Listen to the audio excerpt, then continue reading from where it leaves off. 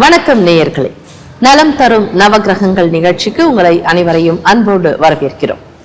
இந்த நிகழ்ச்சியில முக்கியமாக வருகிற சனிப்பெயர்ச்சியை முன்னிட்டு தான் இன்னைக்கு ஃபுல் டாபிக்குமே இருக்க போகுது.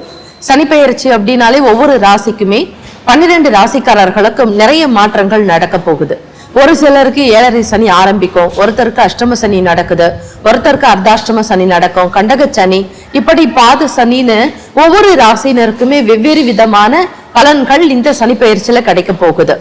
பொதுவா சனி பகவான் அப்படின்னாலே நீதிமான், நியாயாதிபதி, நீதி அரசர் அப்படின்னு தான் அவருக்கு ஒரு பெரிய மகுடமே சூட்டலாம். ஏன்னா உண்மைக்கு அதிபதி அவர் தாங்க. அதனால அவரை பார்த்தா தப்பு பண்றவங்க தான் பயப்படணும், எல்லாருமே பயப்படணும்ன்ற அவசியம் கிடையாது. ஏன்னா அவர் தர்மத்தை காக்கக்கூடியவர், உழைக்கக்கூடியவங்களுக்கு தோழனாக இருக்கக்கூடியவர். ஆக சனீஸ்வர பகவானை நாம எல்லாருமே வணங்கணும். அவருடைய வார்த்தைய நம்ம எல்லாருமே கேட்டுக்கிட்டோம் அப்படின்னா அவரால் எந்த துன்பமும் நமக்கு நேராதுங்க. தவறு பண்றவங்க தான் பயப்படணும், அதே மாதிரி தவறான வழியில போறவங்க தான் பயப்படணும். உண்மையை நேசிக்கிறவங்க, உள்ளதை உள்ளபடியே பேசுறவங்களுக்கு அவர் எப்பவுமே ஒரு ஃப்ரெண்டா தான் இருப்பாரு. இன்னைக்கு இந்த நம்ம வந்திருக்கக்கூடிய கஷேத்திரம் பாத்தீங்கன்னா திண்டிவனம் டு பாண்டி நெடுஞ்சாலையில இருக்கக்கூடிய முரட்டாண்டின்ற கிராம எல்லையில அமைஞ்சிருக்குங்க. நவகிரக பரிகார கஷேத்திரம். உலகத்திலேயே எங்குமே இல்லாத ஒரு மகிமை இந்த கஷேத்திரத்துல இருக்குங்க. இங்க புண்ணியம் பண்ணியிருக்கோம், பூர்வ ஜென்மத்துல ஒரு நல்ல பலன் பண்ணியிருக்கோம் அப்படின்னா தான் இந்த கஷேத்திரத்துல நம்மளால வர முடியுங்க. நம்ம இந்த கஷேத்திரத்திலே நம்ம நிகழ்ச்சியும் எடுத்துட்டு இருக்கோம். அது நவகிரகங்களுடைய நல்லாசையில மட்டும்தாங்க. இன்னைக்கு இந்த கோவில்களுடைய விவரங்களையும், சனிப்பெயர்ச்சியில யாரெல்லாம் பங்கெடுக்கணும், யாரெல்லாம் பரிகாரம் செய்யணும், எதற்காக செய்யணும், நம்மளுடைய வாழ்க்கையினுடைய நிலை எப்படி இருக்க போகுது, எல்லாமே தீர்மானிக்கக்கூடியவர் கர்மகாரகன், ஆயுள்காரகன் சனி பகவான்.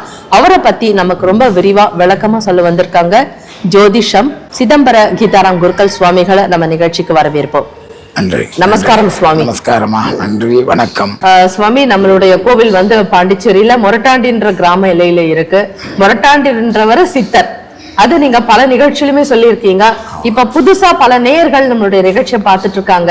அவங்களுக்காகவும் முரட்டாண்டி சித்தர் உங்களுடைய கனவுல ஒரு சில அசிரீதியாக சில வார்த்தைகள் எல்லாம் சொல்லி இருக்காங்க இல்லைங்களா, அதை எங்களோட நீங்க ஷேர் பண்ணிக்கோங்க. கண்டிப்பா கண்டிப்பாமா. அதாவது இந்த முரட்டாண்டி சித்தர் இப்ப சமீபமா நம்ம கனவுல உலக மக்கள் அனைவரும் நல்லா இருக்கணும், க்ஷேமமா இருக்கணும், அதுக்காக எல்லாருக்கும் சேர்த்து ஒரு வழக்கேத்து அப்படின்னார். இது நமக்கு புரியல. இப்போ சொன்ன போது பிரம்மாண்டமான ஒரு தீபம் ஒன்று ஏற்றணும். அதுக்கு ஒரு எம்லதடியில் ஒரு மகர கும்பம், அந்த மகர ராசி கும்பராசிக்கு அதிபதியாக விளங்கக்கூடியவர் சனி பகவான். அவருடைய 4 பக்கம் 4 மகரங்கள் அந்த கும்பத்தை தூக்கிட்டு இருக்கிற மாதிரி செய்து அதில் 8000 லிட்டர் நல்லெண்ணெய் ஊற்றி 800 கிலோ எள்ளு முடி கட்டி 800 மீட்டர் காடா துணியில் அந்த எள்ளு முடியை கட்டி பிரம்மாண்டமான ஒரு தீபம் ஏற்றணும் அப்படின்னு சொல்லிட்டார் உலக மக்களுக்காக.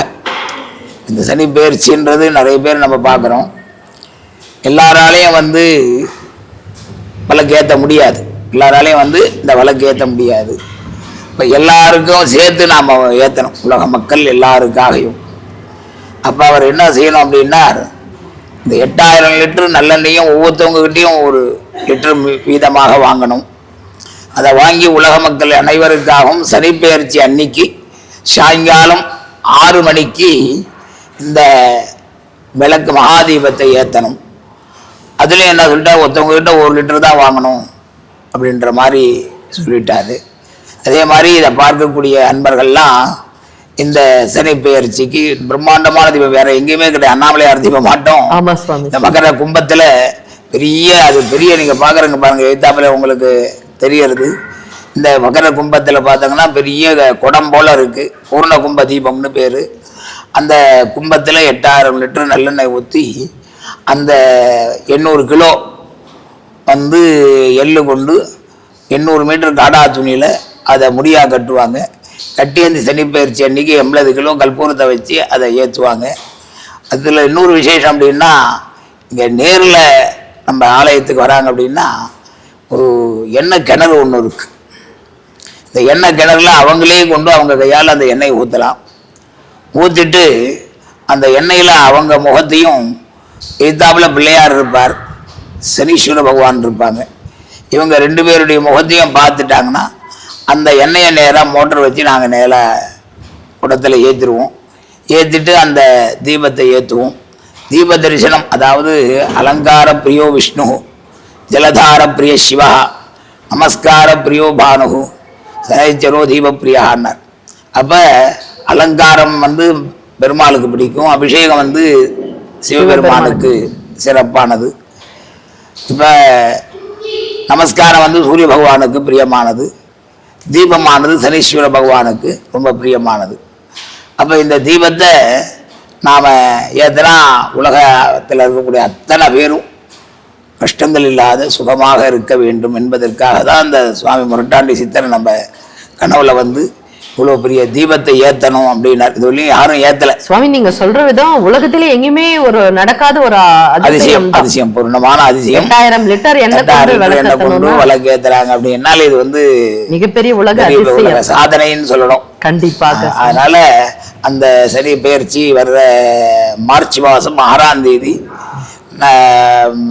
அதாவது வெள்ளிக்கிழமை அன்னைக்கு காலையில் 8:26 சனி பகவானானவர் தன்னுடைய ராசியான கும்பராசியிலிருந்து மீனராசிக்கு குருவனுடைய ராசிக்கு பிரவேசிக்கிறார்.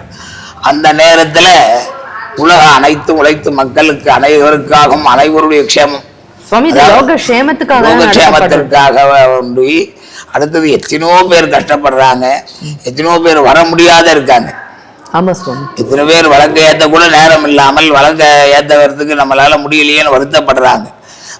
அப்படி இருக்கக்கூடிய ஜீவராசிகள்னு ஒரு மனிதர்கள் உண்டு கிடையாது. ஜீவதே சதுஷ்பதேன்னு சொல்லக்கூடிய 2 கால் பிராணியிலிருந்து அவங்களுக்கும் எவ்வளோ உடம்புகள் இதெல்லாம் வருது. அதே மாதிரி அந்த இதுல இருந்து எல்லாரையுமே காப்பாற்ற வேண்டும் என்பதற்காக தான் இந்த பெரிய பிரம்மாண்டமான தீபத்தை சுவாமி கனவுல வந்து சொல்லியிருக்கார். அதை சீரும் சிறப்பமாக செய்ய வேண்டியது நம்மளுடைய கடமை. அதாவது பொதுவாகவே ஊரார் பிள்ளையை ஊட்டி வளர்த்தால் தன் பின்னை தாலே வளரும் சொல்லுவாங்க இல்லையா? அதே மாதிரி நாம உலகம் எல்லாமே நல்லா இருக்கணும்னு நினைச்சிட்டாவே போதும், நாம அதுலயே சேர்ந்துரும். கண்டிப்பாக சுவாமி. நீங்க ஒரு தாத்பரியம் சொன்னீங்க இல்லையா? ஆமா. இங்க வந்து கிணறு என்ன கிணறு இருக்கு, அதுல நம்ம முகம் பார்க்கணும்னு. இதுல முகம் பாக்குறதுல என்ன தாத்பரியம் சுவாமி? அத வரக்கூடியவங்களுக்கு என்ன நன்மை கிடைக்கும், பெனிஃபிட்ஸ் என்ன கிடைக்கும்? கண்டிப்பாமா. நாம நீங்க கேட்ட கேள்வி அருமையான கேள்வி. முகத்துல என்ன பாக்குறோம், இது எப்ப பாக்குறோம் தெரியுமா? நம்ம வீட்டுல விசேஷங்கள் 60 கல்யாணம் 70 கல்யாணம் 80 கல்யாணங்கள்லாம் நடக்கும்போது இரும்பு சட்டியில எண்ணெயை ஊற்றி முகத்தை பார்க்க சொல்லுவாங்க. இது ஒரு சம்பிரதாயம். எதுக்காக அப்படின்னா, நம்ம கிட்ட எண்ணெயில முகத்தை பார்த்தோம்னா அலக்ஷ்மி நிவாரணார்த்தம். நம்ம கிட்ட இருக்கக்கூடிய மூதேவி அலக்ஷ்மியானது போகிறது, லக்ஷ்மி பிராப்தியர்த்தம், லக்ஷ்மி கடாட்சம் கிடைக்கிறது. ஆமா, அதான் மூதேவி நம்மளை விட்டு போறதுக்காகவும் லக்ஷ்மி நம்ம கிட்ட வருவதற்காகவும் செய்யக்கூடிய ஒரு உயர்ந்த பரிகாரம் இது. சனி ஆகர்ஷணம் இருக்கும். சனி பகவானுடைய தோஷங்கள் இதனால் நிவர்த்தி ஆகிறது. சுவாமி நீங்க பேசும்பொழுது சொன்னீங்க, அந்த எண்ணெய் கிணறுல வந்து நம்ம முகத்தை பார்த்தா தோஷங்கள்லாம் நிவர்த்தி ஆயிடும். ஏன்னா அங்க சனீஸ்வர பகவானும் தெரியுறாரு, விநாயகர் பெருமானும் தெரியுறாங்க. இந்த மாதிரி ஒரு அமைப்புங்கிறது உலகத்துல எந்த இடத்துலயுமே கிடையாது. அதே மாதிரி 8000 லிட்டர் எண்ணெய் ஊத்தி ஒரு மகா தீபம் ஏத்துறது இந்த ஸ்தலத்துல மட்டும்தான் இருக்கும். இப்ப நீங்க இவ்வளவு விசேஷங்கள் சொல்லும் பொழுது இந்த பூமியில பிறந்த ஒவ்வொரு மனிதருமே இந்த ஒரு தாற்பயத்தை பண்ணிட்டா அவங்களுக்கு லைஃப்ல இருக்கக்கூடிய கஷ்டங்கள், இப்ப நிறைய 12 ராசிக்கும் பாத்தீங்கன்னா வெவ்வேறு விதமான சனி பலன்கள்லாம் நடந்துட்டு இருக்குது. அந்த தோஷத்துல இருந்து அவங்க விலகிறதுக்கு இந்த பூஜைகள் ரொம்ப வழிகாட்டியா இருக்குமா? கண்டிப்பாமா, கண்டிப்பா. அதாவது ரொம்ப செலவு இல்லாத நிறைய யாகங்கள் பண்ணி அபிஷேகங்கள் பண்ணி இதெல்லாம் பண்ண முடியறது காலத்துல எல்லாராலையும் முடியாது. எளிமையா இருக்கு, எளிமையாக ஒரு பரிகாரம். அதுவும் இது வந்து சாஸ்திரத்துல எல்லாத்துலயும் நாம செய்யக்கூடிய ஒரு சிறப்பான ஒரு பரிகாரம். இந்த பரிகாரத்தை நாம இங்க வந்து செய்யும்போது நமக்கு அனைவருக்குமே அனைத்து தோஷங்களும், சனி பகவானால் ஏற்படக்கூடிய தோஷங்கள் கஷ்டங்கள் எல்லாமே நிவர்த்தி ஆகிறது. அப்ப அந்த தோஷங்கள் நிவர்த்தி ஆகிறதுக்காக இந்த ஒரே டைம்ல இந்த எண்ணெயில முகத்தை பார்த்து இந்த தீப தரிசனம் பண்றோம். அதுல இன்னொரு விசேஷம் என்னன்னா, மகர கும்ப வாயல்னு பேரு. நம்ம வரும்போதே பார்த்தீங்கன்னா 2 முதல்ல தூக்கிட்டு இருக்கிற மாதிரி இருக்கும். அது வாயில பூந்து தான் நம்ம வருவோம். ஆமாங்க சுவாமி. அது ஒரு தனி சிறப்பு. அவருடைய மணியான மகரவாசான்னு பேரு. மணியான மகரவாசம், மணியான மகரவாசன் அவர். அப்பேற்பட்ட சனி பகவானுக்கு வேற எங்க போனாலுமே இதேவரை மகரவாசல் வழியாக வரக்கூடிய வாய்ப்பு கிடையாது, பாக்கியம் கிடைக்காது. அதே போல அந்த மகரவாசல் வழியாக வந்து சனி பகவானுக்கு எதிரே இருக்கக்கூடிய அதான் பெரிய எண்ணெய் கிணத்துல நிறைய எண்ணெய்களை நம்மளால முடிஞ்ச ஒரு ஆளுக்கு 1 லிட்டரு சொல்லுவோம் கொண்டாந்து ஊற்றிட்டு அந்த எண்ணெயில பகவானுடைய முகத்தையும் விநாயகருடைய முகத்தையும் நம்ம முகத்தையும் ஒரே டைம்ல பார்க்குறோம். 3த்தையும் அதை பார்த்து தரிசனம் பண்ணிட்டு தீபத்தை மகர கும்ப தீபத்தை மேல எத்தனை மணிக்கு சுவாமி ஏத்துவீங்க? சாயங்காலம் 6:30 மணிக்கு, 6 மணிலிருந்து 6:30க்குள்ள ஏத்துருவாங்க. ஜோதி மாதிரி ஜோதிதான். அதாவது அவர் சனீஸ்வரனுக்கு தான் சொன்னோம் இல்லையா, தீபங்கள் ரொம்ப பிரியம் அவருக்கு. விளக்கு எல்லா சுவாமியும் போல சனீஸ்வரன் கோயில் நவகிரக கோயில் போனாவே விளக்கு ஏத்துறியாப்பான்னு கேட்கறாங்க. கண்டிப்பாக இல்லையா? எள்ளு தீபம் ஏத்துறது ரொம்ப சிறப்பு.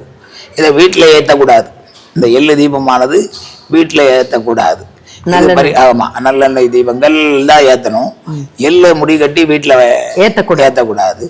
அப்ப இது ஏத்துறதுக்கு எல்லாத்துக்கும் சேர்த்து எல்லா மக்களுக்காகவும் ஒரு நன்மைக்காக நாம இந்த இடத்துல இந்த மகர கும்ப தீபத்துல இந்த இது செய்யறோம். அது அவருடைய உத்தரவு, முரட்டாண்டி சித்தருடைய ஆக்ஞை பிரகாரம் இந்த இதானது ரொம்ப சீரும் சிறப்புமா நடக்கிறது இந்த வாட்டி. குடும்பத்துல பாத்தீங்கன்னா ஒரு 4 பேர் 5 பேர் இருக்காங்கன்னு வைங்க. இப்ப அவங்க ஒவ்வொரு ராசியில இருப்பாங்க, பிறந்திருப்பாங்க. இப்ப ஒவ்வொரு ராசினரும் தனித்தனியா வந்துதான் உங்களுக்கு அந்த என்ன கிணத்துல அந்த முகத்தை பார்க்கணும். குடும்பத்துக்கு ஒருத்தர் பண்ணாக்க அவங்களுக்கு போய் சேராது. அப்படி கிடையாது. அதாவது குழந்தைகள், அதாவது தாய்க்கு செய்யறாங்கன்னு வச்சுங்க, மாதா செய்து மக்களை காக்குன்னுவாங்க. மாதா செய்தது மக்களை காக்கும். வர முடியாதவர்கள்லாம் இருக்காங்க, இத்தனோ பேர், எல்லாரும் நீங்க வந்து தாய் செய்யணும் அப்படின்னு சொல்ல முடியாது. அப்ப தாய் தந்தைகள் குழந்தைகளுக்காக நாம செய்யலாம்.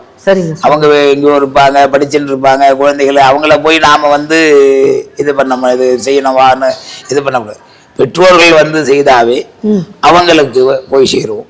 அதே மாதிரி குழந்தைகளும் நம்ம தந்தை வர முடியாதவர்களாக இருக்காங்க, வயசானவர்களாக இருக்கும்போது நம்ம அப்பா அம்மாவுக்காக அவங்க வியாதி நிவர்த்தி ஆகணும், அவங்க நீண்ட ஆயுளோடு ஆரோக்கியமாக இருக்க வேண்டும் என்பதற்காகவும் குழந்தைகளை செய்யலாம். நீங்க சொன்னாங்க சுவாமி பெரியவங்க ஒண்டிதான் மாதா செய்தான் மக்களை காக்குன்னா நாங்க செய்யறதுல அவங்களுக்கு போகாதா அப்படின்றது. பொதுவாகவே மேல இருந்து தண்ணி மேட்டுல இருந்து தான் பள்ளத்துக்கு தண்ணி வரும். கண்டிப்பா. அதே மாதிரி நாம மேட்டுல பெரியவங்க எது செய்தாலும் வீட்டுல அது எல்லாம் குழந்தைகளுக்கு தான். அதே மாதிரி இவங்களும் இந்த விளக்கு ஏத்துறாங்க அப்படின்னா அதனால அவங்களுக்கு நல்ல பலன்கள் கிடைக்கிறது. சுவாமி சனீஸ்வர பகவானாலே கர்மக்காரகன் தான் சொல்றீங்க, ஆயுள்காரகனும் அவர் தான். இப்ப நம்ம செய்யற இந்த மாதிரி ஒவ்வொரு வருஷத்துலயும் பாத்தீங்கன்னா வரக்கூடிய சனிப்பெயர்ச்சிக்கு நீங்க நிறைய பூஜைகள் ஒரு 2.5 ஆண்டுக்கு ஒரு முறை பண்ணிட்டு இருக்கீங்க. இப்ப இதுல கர்ம வினைகள் குறையறதுக்கான வாய்ப்புகள் இருக்கா சுவாமி? அதாவதுமா கர்ம வினைகள், கர்ம போன ஜென்மாவுடைய கர்மாக்கள். கர்ம வினைகள்னா என்ன? போன ஜென்மாவுடைய நம்மளுடைய பேலன்ஸ் இருப்பு அப்படின்னு பார்த்தோங்கன்னா அந்தந்த நட்சத்திரக்காரங்களுக்கு இருப்பு திசை அப்படின்னு அஸ்வினி மகம் மூலம் அவங்களுக்கு கேது திசை. அதே மாதிரி அப்ப அவங்க வந்து எந்தெந்த காலத்துல எதாவது அனுபவிக்கணும்னு இறைவனுடைய சித்தம். நாம புண்ணியங்களுக்கு தகுந்த மாதிரி பிராப்த கர்மாவுக்கு நம்ம செய்த நல்லது கெட்டதுக்கு தகுந்த மாதிரி புண்ணியங்கள் நமக்கு கிடைக்கிறது. அத நாம வந்து அனுபவிச்சுதான் ஆகணும். அந்த அனுபவிக்கிறத ஒருத்தர் சில பரிகாரம் செய்தா போயிடுமா சுவாமின்னார். நிறைய பேருக்கு இந்த சந்தேகம் இருக்கு. அதாவது ரொம்ப வெயில் அடிக்கிறது, நாம இங்க இருந்து ஒரு 1/2 கிலோமீட்டர் நடந்து போகணும். கீழே மணலும் சுடுது, மேல வெயிலும் நம்மளால தாங்கல. அப்ப என்ன செய்யறோம் நாம? பகவானே இதே மாதிரி இருக்கு, நாம என்ன பண்றது அப்படின்ன உடனே அங்க இருந்து நாம ரட்சிக்கணும்னு பகவானை நாம நினைக்கிறோம். ஒரு விளக்கு ஏத்துறோம், ஏதோ ஒரு பரிகாரங்கள் செய்யறோம். முன்னே அந்த நேரத்துல ஒருத்தர் வர்றாரு, சுவாமி ஏன் நீங்க நிக்கிறங்க, இந்தாங்க அந்த செப்பலை போட்டு இந்த கொடை பிடிச்சி நீங்க போங்க அப்படின்றார். அப்ப நான் அவர் வந்து வெயில மறைக்கல, சூரியனை போய் மறைக்கல, ஷூட்டையும் ஒன்றும் பண்ணல. அது நமக்கு பாதுகாப்பாக ஒருத்தவங்க வந்து செருப்பை கொடுக்குறாங்க, கொடை கொடுக்குறாங்க, அதை பிடிச்சிட்டு போயிடும். இதுதான் பரிகாரம். அதாவது நிறைய பேர் சொல்றாங்க பரிகாரம்லாம் ஒன்றும் இல்லை, ஆமா சுவாமி, நிறைய பரிகாரம்னு சொல்லி எல்லாரும் ஏமாத்துறாங்க உங்களை என்ன அப்படின்னு நிறைய பேருடைய ஒரு சந்தேகங்கள். நிறைய அப்படியே சில என்ன சுவாமி பரிகாரம்னு சொல்லி தான் நிவர்த்தி ஆயிடுமா அப்படின்னா, மனுஷனுக்கு வியாதிகள்ன்றது வரக்கூடாது. ஆமா சுவாமி, வியாதிகள் வந்தா அதுக்குள்ள மருந்து மாத்திரைகள் இருக்கு. அதே மாதிரி இந்த ஜோதிடம்ன்ற உயர்ந்த சாஸ்திரத்தை அவருக்கு இந்த மகான்கள் சித்தர்கள் யோகிகள் தான் கொடுத்தாங்க. 64 கலைகள்ல ஒரு கலை இல்லையா இது? இப்ப இந்த ஜோதிடம்ன்ற கலையை அவங்க நமக்கு கொடுத்தாங்க, சாகரம். ஆமா, அவங்களே தான் இந்த பரிகாரத்தை சொல்லிருக்காங்க. கண்டிப்பா இந்த பிரச்சனை இருந்தா இந்த பரிகாரம் செய்யணும். யாரு சொல்ல, நம்ம யாரும் சொல்லல, சித்தர்கள் கொடுத்த சித்தர்கள், மகான்கள், ஞானிகள், யோகிகள், இவங்க தான் நமக்கு இந்த பரிகாரங்களை செய்ய சரியா போகணும்னு சொன்னாங்க. அப்ப இது நம்ப மாட்டேன்னா அப்புறம் ஜோசியத்தையும் நம்ப மாட்டேன்ற மாதிரி தான் இல்லையா? அதே மாதிரி பரிகாரங்கள்ன்றது சத்தியம், அது என்னைக்கும் வீண் போறதே கிடையாது. இதே மாதிரி நாம் செய்யக்கூடிய நல்ல காரியங்கள் கெட்ட காரியங்களுக்கு தகுந்த பலன் கிடைக்கிறது.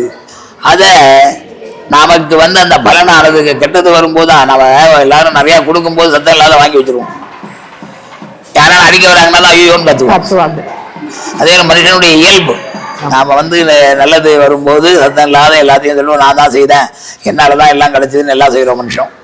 அடுத்து கஷ்டங்கள் வரும்போது உண்டு இந்த சுவாமி கிட்ட போய் அந்த சுவாமி கண்ணே இல்லை, எனக்கு இவ்வளவு கஷ்டத்தை கொடுக்குறார் அப்படின்னு சொல்றாங்க. அப்ப நாம என்ன செய்யறோம், உடனே சுவாமியை போய் வந்துக்கிறோம். நல்லது வரும்போது நாம சுவாமி கிட்ட சுவாமியாலதான் கிடைச்சது ஒட்ட போறது இல்லை. அதே மாதிரி இந்த பரிகாரங்கள்ன்றத நிச்சயமாக கஷ்டங்கள் வரும்போது நிறைய பேர் அழறாங்க, நிறைய வேதனைகள். அது அவங்களுக்கு வைத்த வலி அவங்களுக்கு வந்தாதான் தெரியும். நாம வைத்த வலி எப்படி இருக்குன்னு ஒருத்தவங்களுக்கு நாம இது பண்ணி காட்ட முடியாது, உணர முடியாது. அவங்களுக்கு வந்தாதான் அது அவங்களுக்கு. அதே ஒரு பிரச்சனைகள் வாழ்க்கையில நிறைய மக்களுக்கு நிறைய விதமான பிரச்சனைகள். இப்ப வாழ்க்கையில பாத்தீங்கன்னா பெரும்பாலும் ருணரோக சத்ரு இருக்கு, கடனால் அவதிப்படுறாங்க, உடல் உபாதைகள் நோயினால் அவதிப்படுறாங்க. அதே மாதிரி சத்துருக்கள் யார் என்ன நமக்கு பண்ணிருவாங்க, ஏதோ நம்மளுடைய டெவலப்மெண்ட்டை கெடுக்கிறதுக்குன்னே ஒரு சிலர் இருப்பாங்க. இந்த மாதிரி ஒரு பயமும் இருக்கு. இப்ப இந்த மாதிரி இருக்கிற சூழ்நிலையில இருந்து கடன் பிரச்சனையில இருந்து தப்பிக்கிறதுக்கு என்ன வழி சுவாமி இந்த ஆலயத்துல பொதுவாக? அதாவதுமா இந்த காலகட்டத்துல மனிதர்கள் எல்லாமே கடன்காரங்களா தான் ஆயிடுறாங்க. நீங்க சும்மா இருந்தா கூட போனை பண்ணி இங்க லோன் வாங்கிங்க அப்படின்னு சொல்றாங்க. இவங்க ஆசைப்பட்டு ஒரு பொருளுமே எல்லாம் இஎம்ஐல வாங்கிடுறாங்க. அதுக்கப்புறம் ஒரு காலகட்டத்துக்கு மேல அவங்களுடைய சம்பாத்தியத்தை நம்பி இருக்காங்க, அது வந்துடும் நம்ம கட்டிடலான்னு. ஆனா அந்த சம்பாத்தியங்கள் தடைப்படும் போது அவங்களால அதை கட்ட முடியல. நிறைய பேருக்கு வேலை வாய்ப்பு கூட போயிடுது இல்லைங்களா? நிறைய நடக்கிறது ஒண்ணுங்கிற மாதிரி. அதுக்காக தான் எல்லாமே எந்தெந்த காலத்துல எது நடக்கிறமோ அது நடக்கும். ஆனால் நாம பரிகாரம் பண்றதுனால அதை தாங்கக்கூடிய மனோபாவம் நமக்கு, தைரியம், மனோபாவங்கள், தைரியங்கள்லாம் இறைவன் கொடுக்கிறார். அதுக்கு எப்படி வழி ஈஸியா இப்ப சொன்னோம் இல்லையா, வெயில்ல இருக்க செப்பலையும் குடையும் கொடுக்குற பரிகாரம் மாதிரி நாம் இந்த பரிகாரங்களை அவசியமா செய்யணும். யாரையும் வந்து பரிகாரங்கள் இல்லை, பரிகாரங்கள் பொய்ன்னு சொல்லக்கூடாது, துவேஷிக்க கூடாது. பரிகாரங்கள் எல்லாமே அவங்களே கேட்டா கூட நிறைய பேர் இதெல்லாம் கூட ஜோதியத்துல பெட்டிவேல் சொல்லவங்களாம் சொல்லிட்டு இருக்காங்க, நாங்களாம் பரிகாரமே சொல்றது இல்லை. ஏன்னா பரிகாரங்கள்லாம் ஒன்றும் இல்லை, அவங்கவுங்க காசு வாங்குறதுக்காக தான் இது மாதிரிலாம் செய்யறாங்க அப்படின்லாம் சொல்றாங்க. அப்ப இந்த பரிகாரங்கள்ன்றது அவங்க தெரிஞ்சுக்கணும், யார் சொன்னது, ஜோதிடத்தை யார் நமக்கு அறிமுகப்படுத்தினாங்களோ அவங்கதான் இந்த பரிகாரத்தையும் அறிமுகப்படுத்திருக்காங்க. அப்ப ஆனா அவர்களே அந்த பரிகாரம் இல்லை அப்படின்னா அந்த ஜோசியத்தை மறக்கிறாங்க அப்படின்றதுதான் அர்த்தம். சாந்தி குஷிபாகரம், சாந்தி ரத்னாகரம் அப்படின்னு நிறைய புஸ்தகங்கள்ல இதே மாதிரி எல்லா தோஷங்கள், இடி ஊந்தா கூட அதுக்கு தோஷங்கள் சொல்லிருக்காங்க. குழந்தை மாலையா தொப்புள் கொடி போட்டு பிறக்கிறது, இதே மாதிரி எத்தனையோ தோஷங்களுக்கு அவர்கள் தான் மகான்கள் தான் சொல்லிருக்காங்க பரிகாரம்.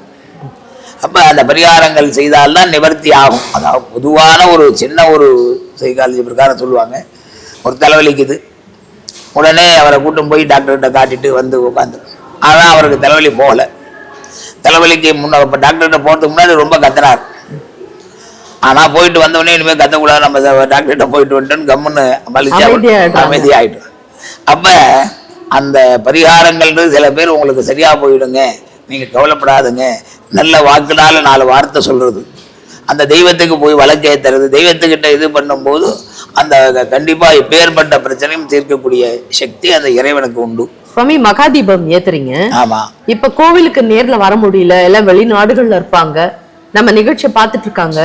இப்ப அவங்க வரணும் செய்யணும்னாக்கா ஒரு சூழ்நிலை முடியல அப்படின்னா, இப்ப அவங்களால ஒரு தீபங்கள் ஏத்துறதுக்கு ஏதாவது ஒரு தட்சணையா காணிக்கையாக ஏதாவது கொடுக்கலாமா? கண்டிப்பாமா. அதாவது இன்றைய காலகட்டத்துல எல்லாருமே நிறைய தெய்வங்களுக்கு செய்யணும் அப்படின்னு நினைக்கிறாங்க. ஆனா கால நேரம் அவங்களுடைய உத்தியோகங்கள் வேலையை விட்டுட்டு வர்றதுக்கு நேரம் இல்லை இன்னைக்கு. அதனாலதான் இன்னைக்கு விஞ்ஞானம் வளர்ந்துருக்கு. கண்டிப்பா. நிறைய வெப்சைட்டு, யூடியூப், அடுத்தது ஃபேஸ்புக்கு, இதெல்லாம் நாம பார்க்கிறோம். சோஷியல் மீடியாக்கள் நிறைய வந்திருக்கு. அப்ப நிறைய வந்திருக்கும் போது அவர்கள் இதை பார்க்குறாங்க. இதுக்கு கொடுக்கணும்னாவே இந்த மாதிரி ஒரு கிலோ எண்ணெய், ஒரு நபர் 1 கிலோ எள்ளு, 1 கிலோ கற்பூரம், அடுத்தது 1 மீட்டர் காடா துணி, அடுத்தது அது ஏத்துறதுக்கு தட்சணை, இது எல்லாம் சேர்த்து 3000 ரூபா ஆகிறது. இதை நம்ம இதுல ட்ரஸ்ட் பேர்ல நம்ம சனீஸ்வர பகவானுடைய இதுல செலுத்திட்டாங்கன்னா நாம அவங்கள சேர்த்து அவங்களுக்காக அந்த தீபத்தை ஏத்திடலாம். இப்ப நமக்கு பாத்தீங்கன்னா யூடியூப்ல ஸ்க்ராலிங் போயிட்டு இருக்கு. அந்த நம்பர்லயும் தொடர்பு கொள்ளலாம். அதேதான் போன்பே நம்பர். அந்த நம்பர்லயே நீங்க அனுப்பிச்சிட்டீங்கன்னா எங்களுக்கு நட்சத்திரம், பேரு, ராசி, நாளைக்குள்ள அனுப்பணும் சுவாமி. அதாவதுமா சனி பெயர்ச்சி வள்ளியும் அனுப்பலாம். நாளுன்றது கிடையாது. 6ஆம் தேதி வரைக்கும் அனுப்பலாம். அந்த தீபம் ஏத்துற வள்ளியும் அனுப்பலாம். நீங்க சொல்லும் போது மணி ஒலிக்குது பாருங்க. அதான் அந்த தீபம் ஏத்துற வள்ளியுமே நாம அதை அனுப்பலாம். என்ன பாக்குறவங்க அப்பப்ப பார்ப்பாங்க. ஆமா, அதனால அதை வாங்கி நாம செய்ய போறோம். அடுத்தது இது செய்யணுமே சுவாமி, சனீஸ்வர பகவானுடைய கோயிலிருந்து நாம இதெல்லாம் எடுக்கலாமா? இல்ல நீங்க சொல்ற மாதிரி இந்த ஹோம ரட்சை அனுப்புறோம் எல்லாருக்கும். அடுத்தது சனீஸ்வர படம் இல்ல, நவகிரகங்களுடைய படம் 9 படமும் அனுப்புறோம். இந்த இதுல அவங்களுக்கு தாயத்து, சனி பகவானுடைய தாயத்து. அடுத்தது ரட்சை முடிகயிறு, நீலாஞ்சலம் என்று சொல்லக்கூடிய சனி பகவானுடைய கல்லு, இதெல்லாமே நாங்க அவங்களுக்கு அனுப்புறோம். போஸ்ட்லயே அனுப்புறோம். அதெல்லாம் அவங்க அணைஞ்சிட்டு அந்த பகவானுடைய டாலர் ஒண்ணு கொடுத்து அதுல அவருடைய மூலமந்திர உபதேசம் பண்ணி தரோம். அந்த மந்திரத்தை அவங்க வீட்டுல இருந்தே உபதேசம் ஜபம் பண்ணிட்டு வந்தாங்கன்னாவே அவங்களுக்கு எல்லா தோஷங்களும் நிவர்த்தி ஆகும். இப்ப இதுக்கு ஹோமங்கள் ஏதாவது இருக்கா சுவாமி, தீபம் ஏத்துறது தவிர? அதாவது பரிகாரங்களாக நாம சனி பெயர்ச்சி மகாயாகம் நடக்கிறது இங்க. சரிங்க சுவாமி. சனி பெயர்ச்சி மகாயாகம், அந்த யாகத்துல நம்ம கலந்துக்கலாம். நேரிலே ஹோமங்கள் பண்ணலாம். திரவியங்கள் ஏதாவது கொடுக்கலாமா? திரவியங்களாக கொடுக்கலாம். ஹோம திரவியங்கள்ன்றது அதாவது சனி பகவானுக்கு எள்ளு கொடுக்கலாம், ஹோம திரவியங்கள் கொடுக்கலாம், நெய் கொடுக்கலாம். பொதுவாகவே எந்த சுவாமிக்கு எதா இருந்தாலும் தேவானாம் ஆஜ்யம் ஆகாரம்னா, தேவானாம் ஆஜ்யம் ஆகாரம். தேவர்களுக்கு நமக்கு சாப்பாடு எப்படியோ அவங்களுக்கு சாப்பாடு நெய் தான். அந்த நெய்யை கொடுக்கறது தான் பெரிய விசேஷம். காமதேனு சமுத்பூதம் சர்வ கிரதுஷு சம்யுதம் தேவானாம் ஆஜ்யம் ஆகாரம்னார். காமதேனுவிலிருந்து உண்டானது. சர்வ கிரதுஷு எந்த யாகம் பண்ணாலும் நெய் இல்லாத யாகம் பண்ண முடியாது. வேற எந்த பொருள் இல்லாத யாகம் பண்ணிடலாம். நெய் ரொம்ப ரொம்ப ரொம்ப முக்கியம். நெய் இல்லாத யாகமே கிடையாது. யாகம்னு சொல்ல முடியாது, நெய் இல்லாத யாகம்னு சொல்ல முடியாது. யாகம் அப்ப சர்வ கிரதுஷு சம்யுதம், எல்லா யாகத்திலையும் தலைமை வலிக்கக்கூடியது இந்த நெய். நெய் தான். இது தேவானாம் ஆஜ்யம் ஆகாரம். தேவர்களுக்கெல்லாம் இது ஆகாரமாக இருக்கக்கூடிய இந்த நெய் தான் ஹோமங்களுக்கு ரொம்ப சிறப்பு. நெய் வாங்கி கொடுக்கலாம், ஹோம திரவியங்கள் வாங்கி கொடுக்கலாம். எள்ளு சனி பகவானுக்கு அடுத்தது எள்ளு தான் அவருடைய பிரதான தானியம். அதனால அந்த தானியம், எள்ளு தானியத்தை வாங்கி கொடுத்து சனி தோஷத்திலிருந்து விடுபடலாம். ரொம்ப அற்புதம் சுவாமி, ரொம்ப அழகா. வருகிற மார்ச் 6ஆம் தேதி நடைபெறக்கூடிய சனிப்பெயர்ச்சியை முன்னிட்டு பல தகவல்கள், நம்மளுடைய நவகிரக பரிகார கஷேத்திரத்துல நடக்கிற விசேஷங்கள், வைபவங்கள் பத்தி ரொம்ப அழகா பிரசன்ட் பண்ணீங்க. எங்களுடைய வியூவர்ஸ்க்கும் சொன்னதுக்கு ரொம்ப நன்றி சுவாமி. நன்றி நன்றி. வணக்கம் நேயர்களை, மீண்டும் மற்றொரு உன்னதமான நிகழ்ச்சியில் உங்கள் அனைவரையும் சந்திக்கிறேன். நன்றி, வணக்கம்.